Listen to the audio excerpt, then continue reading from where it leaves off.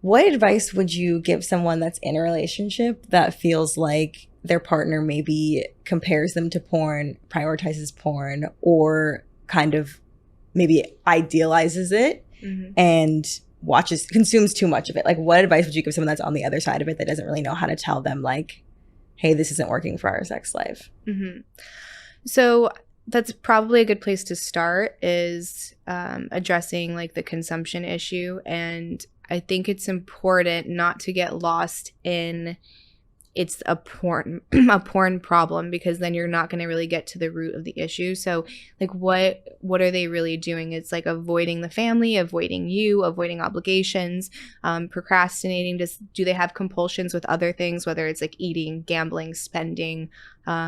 Usually those things will kind of work in alignment. So yeah, start with the porn and say, you know, obviously if you're watching way too much of this and you're not meeting my needs like sexually, we need to really taper back on that. And like, what is this about? Like, what is it really that you're like hiding from? Like, what are you trying to escape from? Because that's kind of what it is. It's like, I'm trying to escape from something.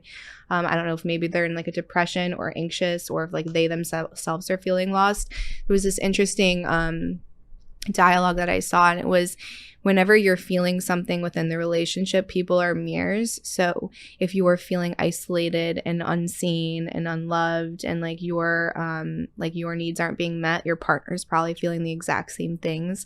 So starting with like, in what ways like are you not feeling loved, and like really bring compassion and empathy into it, so that they don't have to feel like they have to defend anything. So I think a lot of times when we feel hurt or wronged, it's like we want to go on the defense and like say how we're right or what we need, but maybe approaching it with a little bit of like love and compassion, and like seeing the other person will create a vulnerable space for them to like be honest, and then maybe have like this breakthrough of, oh my God, I haven't been showing up for my wife or my partner. I haven't been showing up for my family. I've been really escaping from these things. I had no idea. So if you want to have like a real transformative experience, and not just like this Band-Aid we slap onto it, like you have to like go into it with, what is the goal? Is it to heal and then to move forward? Or is it going to be, I'm going to hang on to this righteous anger, and every time we get mad and be like, well, remember when you did that? Because that's not going to serve either of you. So if like, you have to be honest with, is it something you can forgive as well? Yeah, and you almost probably have to take your ego out of it too, because it's like you're coming from a place of hurt, because I think a lot of people's feelings get hurt because they're like, okay, well, he doesn't want to have sex with me. And it has nothing to do with you. So I think that's so important to establish. It has nothing to do with you or how desirable you are. It's not that at all. It's definitely a them issue.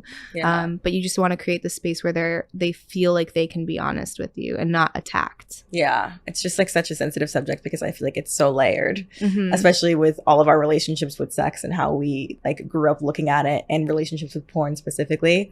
But I kind of like what you said about like, it's not about the porn. It's never about the porn. Like, there's always something else. It's almost like cheating. When people cheat, it's like it's never about that. There was an underlying issue that you have to It's not even about the person they cheated on you with. Right. It's not that at all, right? It's like them trying to almost like create a different persona, or maybe like reestablish a different version of themselves that they can't be with you, or that they feel like died off a long time ago. It's like an identity crisis. It's not anything about you or the relationship, or you're not good enough. Like, so you have to like get that out of your head immediately.